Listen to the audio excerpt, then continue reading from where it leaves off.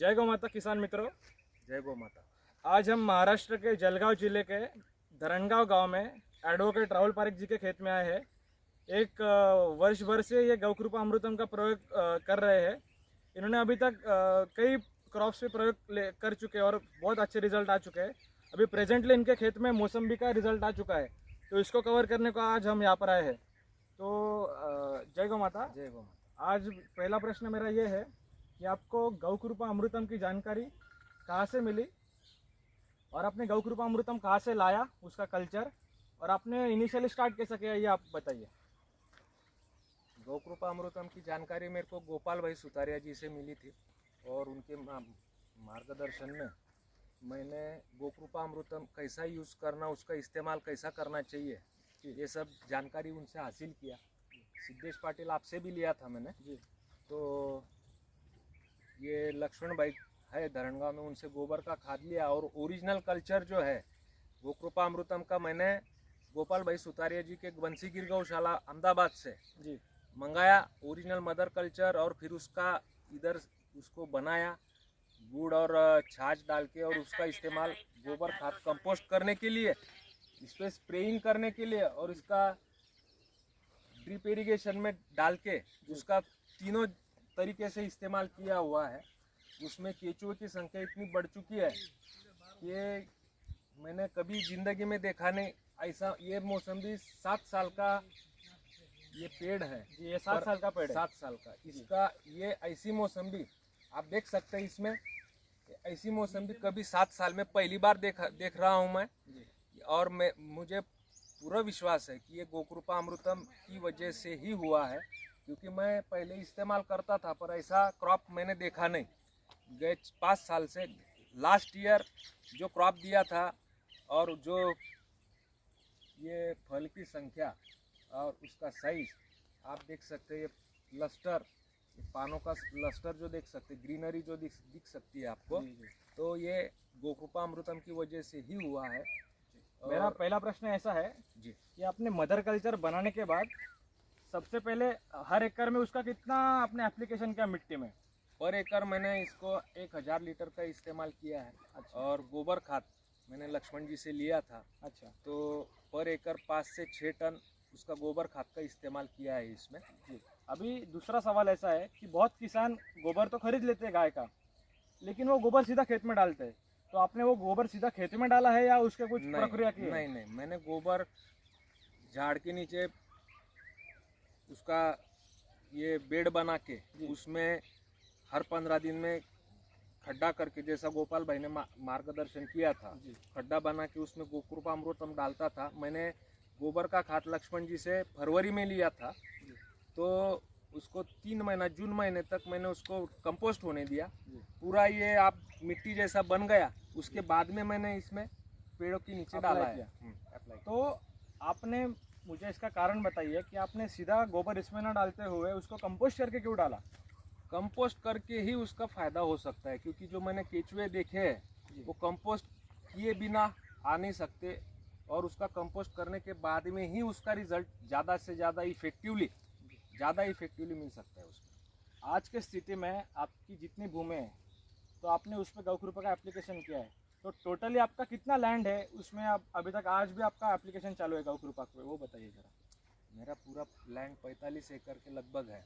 उसमें ये 5 एकड़ मौसम्बी है, बाकी 25 एकड़ कपास है, फिर बाकी मक्का और सोयाबीन ये लगा है क्रॉप। मैं सब इसमें गौकृपा अमृतम इस्तेमाल किया हूँ। सब खेतों में, पूरे खेत में मैंने लगभग लक्ष्मण भाई से 100 ट्रॉली गोबर का खाद लिया था, गाय का गोबर। अच्छा, देसी गाय का? देसी गाय का गोबर। लक्ष्मण भाई के पास में सब देसी गाय है। अच्छा। उसका गोबर लेके ही मैंने उसका इस्तेमाल किया है। अच्छा। और मेरा अगला सवाल ऐसा है कि आपने मिट्टी में तो एप्लीकेशन कर लिया, उसके बाद आपने पेड़ के ऊपर स्प्रेइंग में कैसे एप्लीकेशन किया, उसका आप विधि बताइए, और कितना प्रमाण में उसको लिया है, उसका रेशियो भी बताइए। इसका मैंने मौसम्बी में 5 से 6 बार स्प्रे किया है, 8-8, 10-10 दिन के डिस्टेंस से। तो उसको पर पंप, एक पंप में 4 लीटर मैंने इस्तेमाल किया है। अच्छा, मतलब एक 15 लीटर के पंप 15 लीटर के पंप में 4 लीटर इस्तेमाल किया है, बाकी का पानी डाइल्यूट करके फिर इसका इस्तेमाल किया है। अच्छा, मतलब डाइल्यूशन से। तो उससे आपको इफेक्ट क्या दिखा है इसके अंदर? इसमें आप देख सकते हैं ग्रीनरी, फल की साइज, अच्छा, और उस पे जो डिसीज आते हैं उसके डिसीज लगभग नहीं के बराबर देखा है। जो नहीं करता था और अभी इस्तेमाल करता हूँ तो डिसीज जो आते हैं उसमें जो फर्क दिखा है वो उसका फर्क आप विजिबल आप देख सकते हैं उसमें। किसान मित्रों, मैं एक बात बताना चाहूँगा कि हमारे ज़िले में बहुत लोगों के पास मौसम्बी की वाड़ी है, लेकिन जो लोग रासायनिक पद्धति से अभी जो मौसम्बी का खेती कर रहे हैं, उनके खेत में ड्रॉपिंग बहुत संख्या में है। उनके पेड़ पे फल तो आ रहे हैं लेकिन बहुत गिर जाते हैं, मतलब 70% ड्रॉपिंग है उधर। लेकिन गौकृपा अमृतम का राहुल पारेख जी ने जो एप्लीकेशन किया है उसके हिसाब से आप देख सकते हैं कि आप हर एक टहनी पे देख लीजिए कम से कम 4 से 5 फल बैठे। तो जनरली हम उनसे पूछते कि जनरली आप केमिकल से करते थे तो उस वक्त आपका प्रोडक्शन कितना था और हर टहनी पे कितने फल बैठते थे और उसका फ्लावरिंग कैसा था इनिशियली?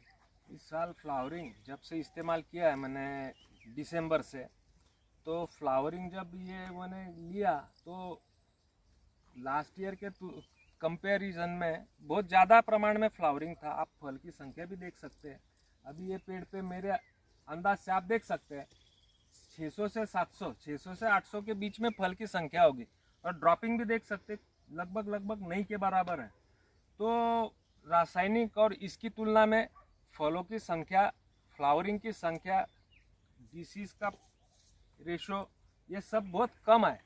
फ्लावरिंग और फल आप देख सकते हैं, ये मैं बताता हूँ आपको, हर टहनी पे 4 से 5 एक गुच्छे के जैसा दिखता है आपको, गुच्छे के जैसा दिखेगा। आप हम गिन सकते हैं आप 600 से 800 के लगभग में इसमें फलों की संख्या आएगी।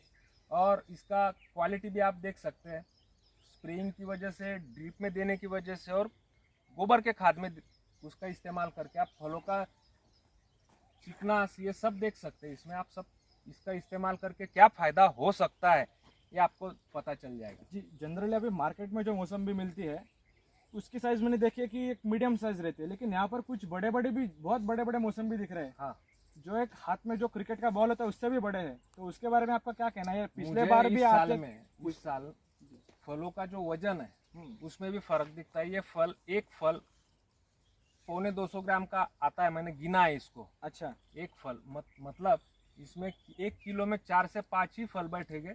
एक फल की संख्या, अपना फल का साइज और फल का वजन, इसमें भी बढ़ोतरी मैं उसमें देख चुका हूँ। इसमें आप किसान मित्रों के लिए कोई तो मौसम्बी निकाल के दिखाइए जिससे हम उसको प्रैक्टिकली दिखा सके कि उसकी साइज कितनी है, उसकी लस्टर कैसी है, और उसका हम टेस्ट भी करके देखेंगे कि स्वाद कैसा है। टेस्ट कराता हूँ इसका। जी, आप देख सकते हैं इसका साइज जी, लगभग 250 ग्राम का फल आएगा ये। जी, आप हाथ में पकड़ के इसका वजन महसूस कर सकते हैं कि क्या वजन क्या आ सकता है इसका। ये काफ़ी बड़ा भी है और उसका लस्टर भी दिख रहा है इसके ऊपर। आपको खाने में भी इतना मीठा लगेगा, जो केमिकल यूज करके खाने में जो उसका ये लगता है, ये शरबत के जैसा आपको महसूस होगा खाने में। जी, और वो दिख रहा है कि उसका जो स्किन का लेयर है वो जनरली बहुत डल होता है। इसके ऊपर हम बिना किसी केमिकल के स्किन मैं निकाल रहा हूँ, आप उसका खुशबू इसकी महसूस कर सकते हैं कि क्या खुशबू आ रही है इसकी। और मैंने जनरली देखा है कि मौसम्बी के ऊपर स्पॉट्स आते हैं। हाँ, ब्लैक स्पॉटिंग आते हैं। मैं वही बता रहा हूँ, इसमें जो चिकनास है, इसका जो कलर है, जी, तो कलर ग्रेड भी इससे बहुत ही फर्क पड़ा है। जी, जो रासायनिक इस्तेमाल करता था उस वक्त इतना नहीं लगता था।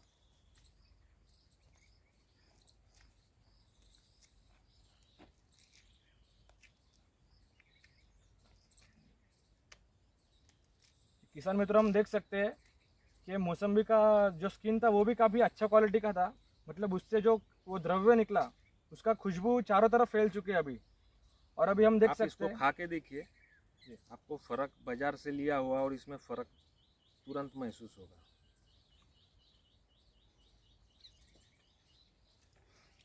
किसान मित्रों, हम जैसा नींबू का शरबत बना के पीते हैं तो उसकी जैसी शक्कर की मिठास होती है, तो बस उस मिठास के बराबर ये है ये बात झूठ नहीं है, अगर किसी को इसका प्रूफ चाहिए तो यहाँ पर आके टेस्ट कर सकता है। तो इतना मीठा मौसम्बी, अभी मैं खुद शहर विभाग में रहता हूँ, इतना मीठा मौसम्बी तो मैंने बड़े बड़े मॉल्स के ग्रोसरीज में भी नहीं देखा। तो वहाँ पर जो मौसम्बी मिलती है और यहाँ पर मिलती है उसमें ज़मीन आसमान का फ़र्क है।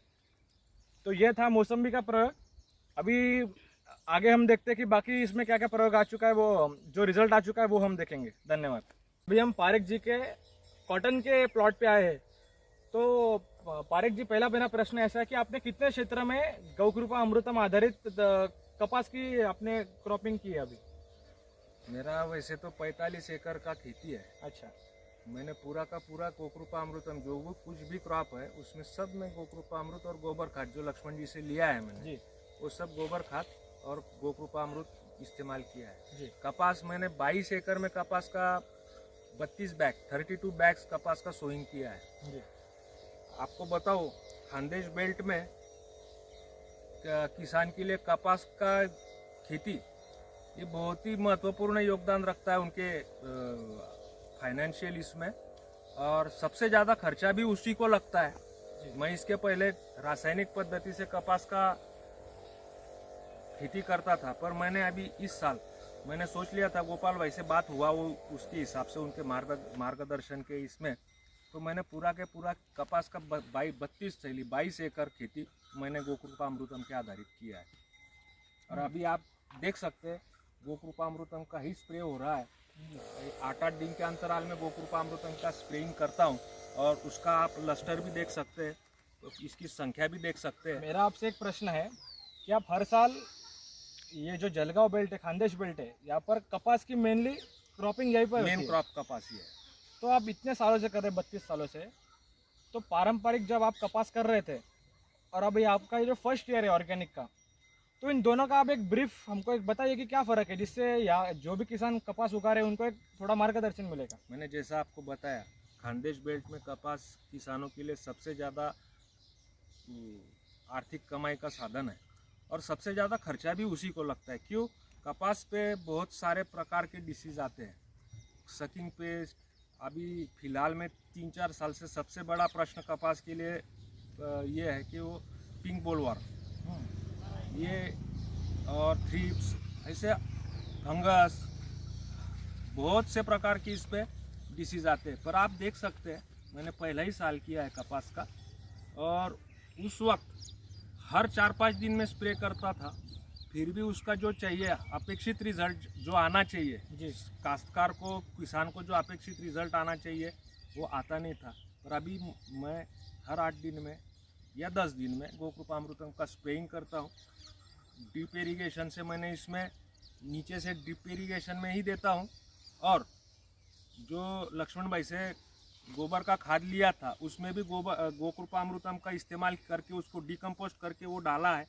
आप खड़े हैं सिद्धेश जी, तो आपको जो सॉइल का नरमास है, सॉफ्टनेस है, वो आपको महसूस होगा। ऐसा आप लगता चप्पल है, निकाल के भी घूमेंगे तो आपको लगेगा कि मैं फोम पे चल रहा हूँ, गाड़ी पे चल रहा हूँ। ऐसा लग रहा है कि ये जो कॉटन का बेड रहता है तो उस टाइप का पैर को फील आ रहा है। और हम जो किसान मित्रों है देख सकते हैं, ये जो कपास के नीचे की मिट्टी है जनरली कॉम्पैक्ट होती है केमिकल खेती करने के कारण और रेसिड्यूज के कारण केमिकल के, उसके अंदर पानी नहीं जाता। आप ये देख सकते हैं कितना भुरभुरा मिट्टी है। तो इतनी भुरभुरी मिट्टी ये बिना किसी इन्होंने कुछ अंदर किया नहीं है, वो नेचुरली अंदर हुआ है। तो जल स्तर का सबसे बड़ा जो प्रश्न है आज आने वाला, कि जब किसान केमिकल का छिड़काव करते हैं, जो ज़मीन में यूरिया डालते हैं, तो उससे यूरिया का जो गोपाल भाई सुतारे हमेशा कहते हैं कि लेयर बनता है, तो उससे बारिश का जितना भी पानी आता है ऊपर के कुछ 1-2 लेयर में रह के बाकी बह जाता है। तो कैसा होता है कि वो आने के बाद ज़मीन के अंदर मॉइस्चर जाता नहीं है, और केमिकल के कारण कभी अडोसिया या जो हम केचुए कहते हैं वो कभी जिंदा नहीं रहते, मर जाते। तो राहुल पारेख जी 32 साल से कृषि कर रहे हैं, उन्होंने पहले बार जिंदगी में उन्होंने इस साल केचुए देखे हैं।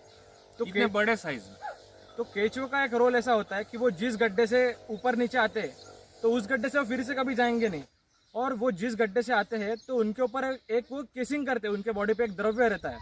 तो जितना भी बारिश का पानी आता है तो उसके द्वारा वो ज़मीन में जाता है। तो ज़मीन में जब वाटर का पर्कुलेशन होगा तभी ग्राउंड वाटर लेवल बढ़ेगा। जैसे राजू दीक्षित जी हमको कहते थे कि भारत में आने वाले समय में बहुत पानी की समस्या आने वाली है, और गोपाल जी हमको जैसे हर बार कहते हैं कि गौकृपा अमृतम के एप्लीकेशन के बाद हर मिट्टी के लेयर में अलग अलग केचुए बनते हैं। जैसे ऊपर के कुछ लेयर में कंपोस्ट खाने वाले अलग, कुछ उसके नीचे वाले जो मिट्टी खाने वाले हैं वो अलग। तो ऐसे करके बहुत अंदर तक केचुए है। तो जब तक अंदर मॉइस्चर पहुँचेगा नहीं, केचुए जिंदा नहीं रह सकते। तो केचुए जो है अभी आ चुके हैं, तो इनका रोल आप इतना अच्छा है कि यहाँ पर वो एक तो मिट्टी भुरी करते हैं, जिससे हवा का आवन जावन हो रहा है बीच में, जिससे नाइट्रोजन फिक्सिंग जो बैक्टीरियाज है गौकृपा के, वो इसमें नाइट्रोजन फिक्स कर पा रहे हैं। हम देख सकते हैं कितने सुपाच्य स्वरूप में उसको गोबर का खाद मिल चुका है। इसका जो लस्टर है वो देख सकते हैं। लक्ष्मण जी, मैं आपको एक सवाल पूछूंगा कि आप जब पुश्त से आप गाय चरा रहे हैं, तो जब कपास की खेती हो जाती है, जब कपास खड़ी रहती है, तो आप उसमें भी आपकी गाय चराते हैं। तो लगभग आप कितने सालों से गाय चरा रहे हैं इसमें सब में? मेरे को तो कम से कम 20-25 साल होगा चराने। तो 20-25 साल में आपने जो कपास 20-25 देखी, साल में अभी ऐसी कपास देखी नहीं मैंने कभी। इतना माल किधर लगेल नहीं है। पारेख जी, मैं जानना चाहता हूँ कि इस कपास की एज कितनी है, कितना समय हो चुका है इसको लगा? ये मैंने सोइंग इसका 2 जून को किया है। अच्छा। अब आगे मैं बताऊंगा, जो सामने वाले खेत में केमिकल का इस्तेमाल करके वो एक कपास लगाया, वो 27 मई को लगाया है। वो आप देख सकते हैं इसका और उसका फर्क। मैं 32 साल से खेती कर रहा हूँ, पर ये जो आप देख सकते हैं, ये जो आप देख सकते हैं, इतना फ्रूटिंग, इतना फ्लावरिंग, ये लगभग जैसे फिल्म में देखते हैं बगीचे जैसा, इतने फ्लावरिंग हो चुके हैं इसमें। हरा दिख रहा है और जैसा बगीचा ऐसा ही लग रहा है। जी, हम यहाँ पर देख सकते हैं कि काफ़ी अच्छे प्रमाण में यहाँ पर उसके बर्ड्स है आ चुके हैं।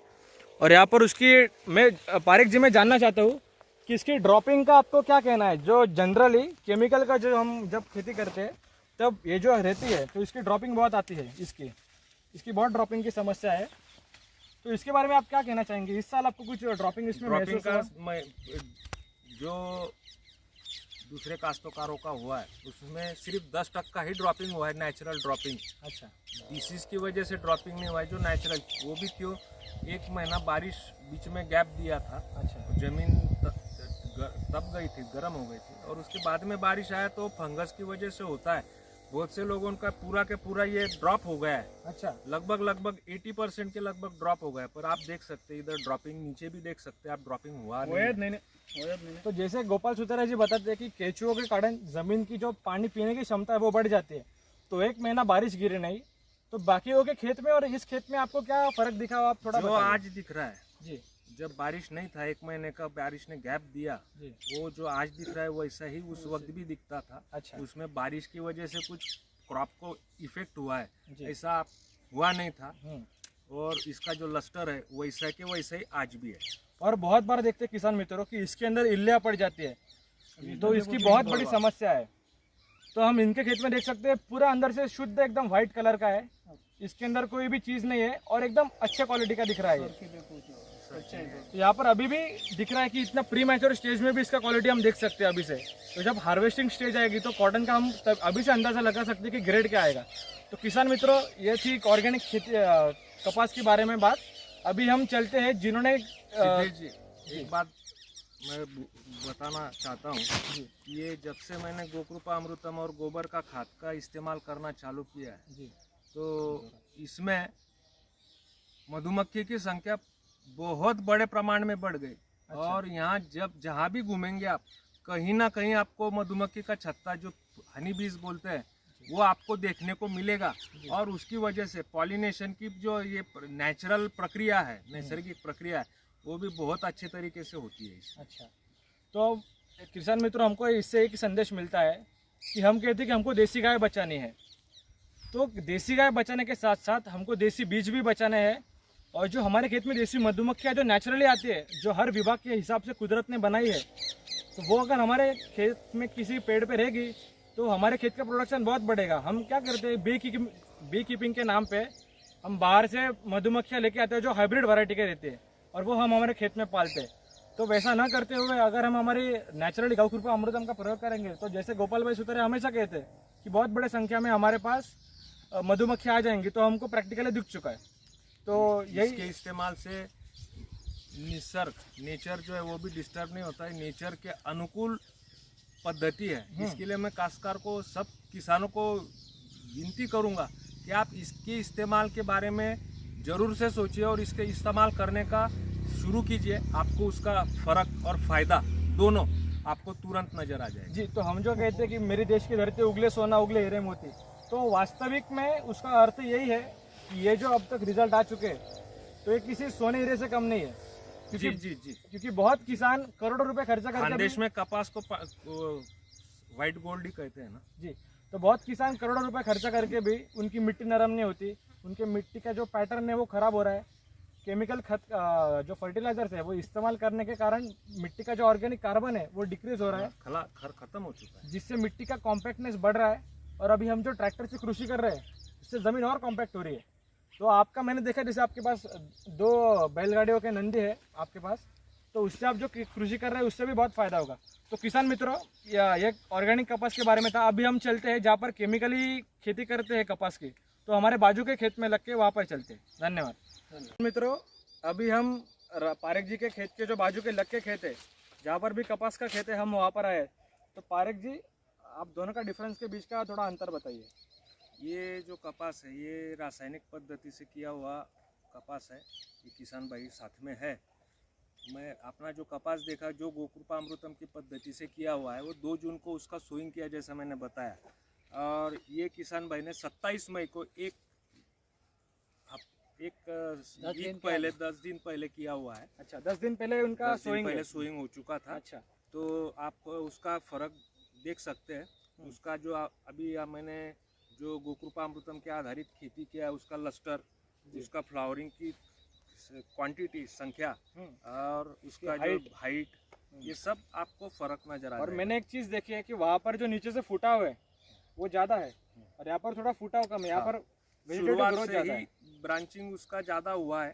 अच्छा, ब्रांचेस की क्वांटिटी ज़्यादा है और ये आप इसको आपको फर्क, क्योंकि खानदेश में कपास ये बहुत ही ज़्यादा इम्पोर्टेंट क्रॉप है, इसका फ़र्क आप सब किसान भाई देख सकते हैं। इसका लस्टर, इसका रेडिशनेस और इसके ये जो क्वांटिटी है और क्वालिटी आपको तुरंत नज़र आ जाएगा। ये किसान भाई भी साथ में है, इन्होंने क्या क्या रासायनिक खाद इस्तेमाल किया है ये बताएंगे आपको। आपने क्या क्या रासायनिक खाद इसमें इस्तेमाल किया है? इसमें 10 डालल है और यूरिया मिक्स करके डालल है। और रासायनिक स्प्रे कितनी बार किया है? 2 बार रासायनिक स्प्रे किया है उसमें। तो आप जो रासायनिक स्प्रे खरीदते हैं तो आप जो डाइल्यूट करने को जो दवा डालते हो उसकी कीमत आपको क्या आती है लगभग? एक बॉटल की कीमत क्या आती है आपको? अभी तो एक बोतल की कीमत बोले तो 800 के ऊपर ही है। 800 रुपये में कितना ml आता है वो? 800 ml के अभी वो जो बोतल लाया मैं बुर चनाची तो 200 ml के बोतल है वो। अच्छा, तो 800 रुपये में 200 ml मिलता 200 है। ml। अच्छा, तो और आने वाले समय में आपको इस पे कितना खर्चा करना पड़ेगा उसका एक थोड़ा अंदाजा बताइए। अभी तो उसको तो 2-3 स्प्रे तो लगेंगे फिर। अच्छा, तो उस तरह खर्चा ज़्यादा जाएंगे रासायनिक है तो। अच्छा। और किसान मित्रों, हम यहाँ पर देख सकते हैं कि जैसे हमारे खेत में जो कॉटन के बॉल्स थे और यहाँ पर देखिए, यहाँ पर इसका कलर डिफरेंस है, इसके पत्तों में थोड़ा डिफरेंस है। और यहाँ पर जो मिट्टी देख सकते हैं हम, तो यहाँ पर मिट्टी थोड़ी कॉम्पैक्ट है, जो जहाँ पर हमने देखी वहाँ से थोड़ी सी कॉम्पैक्ट है। तो गोकृपा अमृतम की कृषि का यही फ़र्क है। तो हमको साफ दिख रहा है कि ये 1 हफ्ता पहले इसका प्लांटेशन है, फिर भी इसकी हाइट का और उसके हाइट का फ़र्क है। तो पारेख जी, आप जो अभी ये साल जो रिजल्ट आया उससे आप संतुष्ट हैं गोकृपा से? मैं खुद भी संतुष्ट हूँ और एक किसान भाई को भी प्रेरित किया है कि अगले साल से यही पद्धति से खेती करे। अच्छा। और वो रोज आते, वो मेरे खेत में आता है, मैं इसके खेत में आता हूँ, देखते हैं, तो वो भी उससे प्रेरित हुए कि एक पद्धति आप हमने सब ने स्वीकृत करना चाहिए, स्वीकार करना चाहिए और वो पद्धति से खेती करना चाहिए। इसमें देश का भी विकास होगा, किसानों का भी विकास होगा। अल्टीमेटली किसान का विकास हुआ तो देश का ऑटोमेटिकली विकास होगा। तो आपने अभी पारेख जी के खेत में आप जब जाते हैं तो आपको खुद क्या अनुभव होता है? इन दोनों के अंदर फर्क क्या दिखता है आपको? नहीं, उसमें तो फर्क दिख रहा है। वो अमृत का जो गोकृपा अमृत को लगा ले उसने, इसमें अच्छा। फ्लावरिंग का भी वार का भी फर्क है। अच्छा, जो जो मैंने भी वो लगा ले वो मैंने जो ऑर्गेनिक दे ले वो नहीं दिया ले, और वो भी मेरा वो फर्क है। बढ़िया ले दूसरे वो। खेत में, दूसरी खेत में अपना। अच्छा। और यानी वो जो रासायनिक दूसरे वापरे ले वो भी मैंने सही है। तो आपने कुछ प्रण लिया है कि आने वाले समय में आप भी कुछ वैसा करेंगे? क्योंकि उनका जो इनपुट वैल्यू है, जो उनका खर्चा करते हैं वो चीज़ों के लिए, और आपका तो उसके अंदर बहुत डिफरेंस है। तो आपको उसके ऊपर क्या कहना है? नहीं, मैं तो बोला साहब को तो मैं अगले साल मेरे को स्वतः खुद मेरे खेत में करने का है। अच्छा, तो आप खेत में करने के लिए आपको भी गाय लगेगी तो मेरे पास तो गाय है ना, मैं तो उनको वो बोला कि मेरे को एक गाय लेने की है, तो लक्ष्मण भाई के पूछ के एक गाय कर दो मेरे को, तो बोला था मैं अच्छा उनको। मतलब आपको दूध भी के गाय वास्ते। बढ़ानी है, हाँ। मतलब आपको रिजल्ट है कि अभी प्रेरित हो चुके हैं। हाँ। तो किसान मित्रों यही बात है कि अगर हम खुद प्रयोग करेंगे तो हमारे आजू बाजू में जितने भी किसान हैं वो भी हमको देख के प्रेरित होंगे और उनका भी फायदा होगा। अगर हमको फायदा होता है तो छुपाना नहीं है, हमेशा गोपाल जी कहते हैं कि हमको अगर एक चीज़ पता चले तो सबको बतानी है। हाँ। अगर हम खुद के पास रखेंगे तो कभी दूसरों का विकास नहीं होगा। तो यही उम्मीद करते हैं कि सब एक दूसरे की मदद करेंगे, हम अंदर ही अंदर झगड़ा करना छोड़ देंगे। और गोपाल जी तो हमेशा कहते हैं कि दुश्मन को जाके पहले आप बांटो कि उसका भी फायदा हो।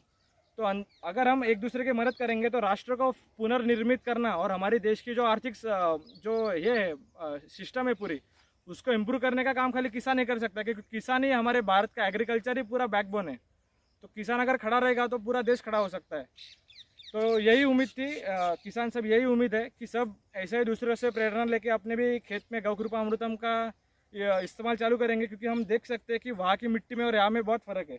तो आपकी मिट्टी में जो कड़कपना है, जो ठोस हो चुके हैं, और वहाँ पर तो आपको उसमें फ़र्क दिख रहा है ना। फर्क तो दिख रहा है। खत में फर्क है ना। तो यही बात है कि जब हम मिट्टी में कार्बन डालते हैं तो कार्बन में सबसे रिच कार्बन ये गाय का गोबर है। तो उसका हम जब गौकृपा अमृतम के साथ कंपोस्ट करते हैं तो कोल्ड प्रोसेस में कंपोस्टिंग होता है उसका। तो कोल्ड प्रोसेस में कंपोस्टिंग होने के बाद मिट्टी में एकदम सुपाच्य स्वरूप में जाता है और वो एंजाइम्स उसको अच्छे से पचा के पेड़ को देते हैं। अभी यूरिया डीएपी जो रहता है वो 4-5 एलिमेंट्स है, गोबर में 1800-1300 एलिमेंट्स है, गौमूत्र में तो कितने 5100 एलिमेंट्स है। तो जब वो पौधा वो सब खाएगा और ये 3-4 एलिमेंट खाएगा तो ग्रोथ में तो फ़र्क दिखेगा। तो सबसे यही उम्मीद है कि आप सबको ये पसंद आया होगा और आप आने वाले समय में इसका एप्लीकेशन करेंगे। धन्यवाद। किसान मित्रों, राहुल पारिक जी ने यहाँ पर देसी कांदे का सीड्स का प्लांटेशन किया है। तो पारिक जी इसकी भी थोड़ी हमको जानकारी दीजिए। ये 2 वैरायटी का सीड है, एक नासिक रेड और एक कर्नाटक का देसी सीड्स है। अच्छा मैंने ये सीड तुकाराम पवार जी कर्नाटक से मंगाया है उनसे, अच्छा और उन्होंने भी ये गोकृपा अमृतम यूज करके ही ये सीड बनाया है। और मैंने भी ये सीड डालने के बाद में इस पे गोकृपा अमृतम और गोबर खाद का इस्तेमाल करके ही इसको उगाया है। अच्छा आप उसका लस्टर देख सकते हैं, इसका इस पर मैंने स्प्रे किया था। और हमारे एक मित्र है भारत पाटिल बाम्बोरी में, तो उनका ये जो इसका ये था ऊपर वाला हिस्सा वो जल चुका था। अच्छा तो मैंने उनको सजेस्ट किया कि आप गोकृपा अमृतम 100% स्प्रे करिए, उस पर पानी का इस्तेमाल कर उसके बगैर मतलब खाली प्योर प्योर गोकृपा अमृतम का स्प्रे कीजिए। तो उनका भी वापस से ऐसा क्या ऐसा प्याज का ये हो गया, मतलब जैसे हम यहाँ पर देख सकते हैं ये जो क्रॉप पूरा है हरा है। तो यहाँ तक वो सूख चुका था, बॉटम तक। यहाँ तक सूख चुका था। अच्छा तो उनका भी इच्छा यही थी कि कोई केमिकल यूज करना नहीं, उन्होंने भी किया नहीं है।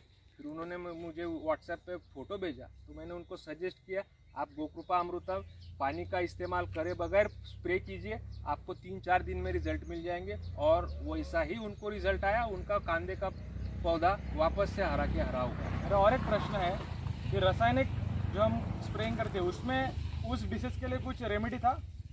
उसमें रेमेडी दुकान में बहुत से सजेस्ट करते हैं, पर उसका किसानों को जो मोस्ट इम्पॉर्टेंट क्या है उसका रिजल्ट मिलना चाहिए। वो रिजल्ट मिलने की गारंटी रहती नहीं है। पर मैंने जो इसमें यूज़ किया है आप देख सकते हैं, इसका ग्रीनरी हरापन लस्टर, और इसमें मैंने ये दोनों मिला के आधा किलो सीड लिया था। अच्छा। जनरली प्याज में ऐसा होता है 65% जर्मिनेशन होता है, पर आप देख सकते हैं आधा किलो में कितना प्याज का ये पौधे उग गए। लगभग ये रेशो आप समझ लीजिए 95 to 98% का रेशो में दिखता है। आधे किलो सीड्स का इतना रिजल्ट इसमें मिला है मुझे। तो किसान मित्र जैसे गोपाल भाई सुतारे हमको हमेशा कहते हैं उनके वेबिनार्स में कार्यक्रमों में कि गौकृपा अमृतम के अंदर ऐसे कुछ बैक्टीरियाज है जो कि इसका लस्टर चेंज करते हैं, इसको सुपाच्य स्वरूप में माइक्रोन्यूट्रिएंट पहुंचाते हैं और इसका हार्मोन चेंज करते हैं। तो हम यहाँ पर डिसीज फ्री करते हैं और कुछ ऐसे भी एंजाइम्स तैयार करते हैं जिससे जर्मिनेशन रेट बढ़ेगा। तो हम प्रैक्टिकली देख सकते हैं कि कांदे का बीज में जैसे पारिक जी ने कहा कि हर बार ज़्यादा उसका जर्मिनेशन होता नहीं, 60 to 65% मैक्सिमम होता है। उतना ही रेट है। तो इसमें हम देखेंगे तो यहाँ पर कहीं भी हमको पीलापा दिख नहीं रहा है, सब हरा भरा है और कहीं भी स्पॉट ऐसा नहीं कि जहाँ पर कांदा ना उगा हो। तो यही गौकृपा अमृतम का इफेक्ट है इस पर।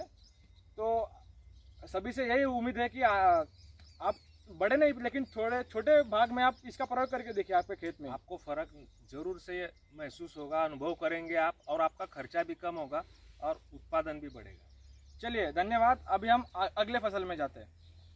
अभी हमने आपका पूरा खेत में अभी जितना अभी प्रेजेंट में जो चालू है उसका हमने रिजल्ट देख लिया। इसके पहले भी आपने बहुत सारे क्रॉप्स पे उसका रिजल्ट ले चुके हैं, तो आप एक शॉर्ट में उसकी जानकारी बताइए किसान मित्रों को। सबसे शुरुआत में मैंने गेहूँ जो है उस पर इस्तेमाल किया था लास्ट ईयर रबी क्रॉप में, तो उसमें भी बहुत अच्छा रिजल्ट आया। गेहूं का उत्पादन भी बहुत अच्छे से आया, उसका क्वालिटी भी अच्छे से आया और खाने में उस गेहूं का क्वालिटी बहुत ही अच्छा है।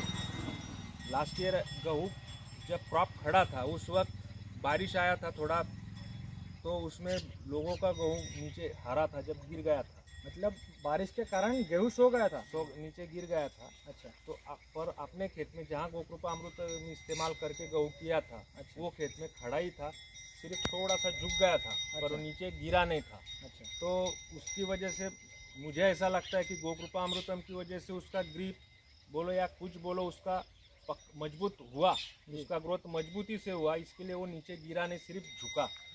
जैसे गोपाल भाई सुतारे हमेशा एक बात कहते हैं कि जब हम गौकृपा अमृतम मिट्टी में देते हैं तो बहुत खनिज तत्व मिट्टी को मिलते हैं। तो पेड़ को जब खनिज तत्व मिलते हैं तो उसकी जो ग्रोथ होती है तो बहुत मजबूत होती है, उसका इम्यून सिस्टम अच्छे से ग्रो होता है। तो आपने कौन सी वैरायटी का गेहूँ उगाया था?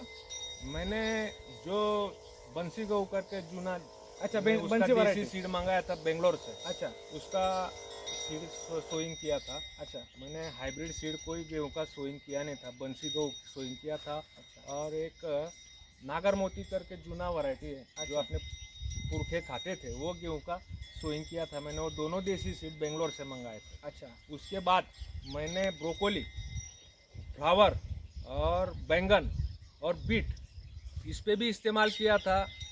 मतलब फ्लावर और बीट ब्रोकोली पे ऐसा हुआ था, जब वो क्रॉप ख़त्म हुआ, मतलब उसका पीरियड ख़त्म हुआ, पानी बंद हो गया, उसके 1 से 1.5 महीने तक उसमें ऐसा ही हरापन टिका हुआ था। मतलब मॉइस्चर जमीन में वैसे के वैसे वैसे के वैसे ही था। 1 से 1.5 महीना पानी बंद होने के बाद भी उसका हरापन जो है हाँ। कि वैसे के वैसे ही टिका हुआ था। अच्छा उसके फोटो भी मैं शेयर करूंगा आपको। अच्छा तो आप दिखा सकते हैं कि उसका क्रॉप का पीरियड खत्म होने के बाद में भी उसका हरापन टिका हुआ था, बैंगन का भी, ब्रोकोली का भी और फ्लावर का भी। तो हम जैसे देखते हैं जनरली कि ब्रोकोली और फ्लावर में बहुत प्रमाण में इल्लियाँ पड़ती है और बहुत पेस्ट अटैक होते हैं, बैंगन में भी। बैंगन में भी। तो किसान बहुत बड़े संख्या में महंगी महंगी लाखों रुपए की दवाएं छिड़कते हैं, वो हमारे भी खाने में आती है, और किसान जो स्प्रेइंग करते हैं उनके भी स्वास्थ्य के लिए हानिकारक है। तो आपने जो गौकृपा का प्रयोग किया है, तो आप उसका ज़रा हमको बताइए कि उससे आपको क्या एक्सपीरियंस आया, कि आप जो केमिकली कर रहे हैं वैसा रिजल्ट है कि उससे अच्छा है, उससे कम रिजल्ट आया आपको? मैंने अभी आपने जैसा बताया, जो फ्लावर है, ब्रोकोली है, बैंगन है, इसमें भिंडी है, जो भिंडी आपने वीडियो लिया है, तो ये जो क्रॉप है उसको हर अल्टरनेट डे और अल्टरनेट 2 डे उसको स्प्रेइंग केमिकल पद्धति से किया तो लगता ही है। अच्छा। पर उसमें ये गारंटी नहीं है कि वो क्रॉप अच्छा आएगा केमिकल स्प्रेइंग करने के बाद भी। अच्छा। पर इसका बाद मुझे ऐसा ध्यान में आया कि उसमें मेरे ख्याल से मैंने ब्रोकोली को 5 बार स्प्रे किया था, ब्रोकोली और फ्लावर को। अच्छा। तो उसके बाद में मुझे दूसरा कुछ स्प्रेइंग मैंने किया ही नहीं था, पर उसमें ज़रूरत 5 बार स्प्रे करने के बाद में गोकृपा अमृतम स्प्रे करने की ज़रूरत भी महसूस नहीं हुई, इतना उसका अच्छा रिजल्ट आया। उसका क्वालिटी भी बहुत अच्छे से आया। मैंने ब्रोकोली बम्बई को भी भेजा था, अनफॉर्चुनेटली इस साल भाव कम होने की वजह से इतना मार्केटिंग हुआ नहीं, मैंने कम प्रमाण में लगाया था, पर उसको बाद में बम्बई में भेजा, उसका अच्छे से उसका ये मिला मुझे। तो इसका इस्तेमाल करने और केमिकल का इस्तेमाल करने में जो वेजिटेबल्स है उसमें बहुत ज़मीन आसमान का फ़र्क है। कि काश्तकार का एक्चुअली खेती टेंशन फ्री हो जाएगी काश्तकार की, और कम खर्चे में होगी, जो 20% खर्चे में हो जाएगी। जो अभी इस्तेमाल कर रहे हैं सब काश्तकार, तो उसके 20% खर्चे में उनका सब क्रॉप आ सकता है। अच्छे से किया, और जो गोपाल भाई बताते वैसे के वैसे पद्धति से किया तो 20% खर्चा में किसानों की खेती होगी और इसका उत्पादन आने की गारंटी भी मिलेगी। अच्छा। अभी जो केमिकल इस्तेमाल करते हैं, केमिकल महंगे महंगे, जैसा आपने बताया बहुत महंगे महंगे केमिकल इस्तेमाल होते हैं, पर उसका रिजल्ट आएगा या उससे उत्पादन का गारंटी आएगा, ये ऐसा होता नहीं है। ऐसा कभी अनुभव, मैं 32 साल से खेती कर रहा हूँ, ऐसा अनुभव हुआ नहीं कि ये अभी केमिकल स्प्रे कर दिया तो अभी अपने को उत्पादन की गारंटी आएगी। पर इसमें आप देख सकते हैं, आपने सब क्रॉप में देखा है कि जो क्रॉप है उसके हिसाब से गारंटी आएगी, ऐसा खुद का अनुभूति हो रहा है, अनुभव आ रहा है और मेरे को मतलब विश्वास आपको है, दृढ़ विश्वास हो चुका है इस पे? विश्वास है कि इससे उत्पादन अच्छे से बढ़ेगा। ये आप देख सकते हैं, ये मट्टी कैसी कितना हो हरा चुकी है, है। ये तो हरा रहेगा माल ही।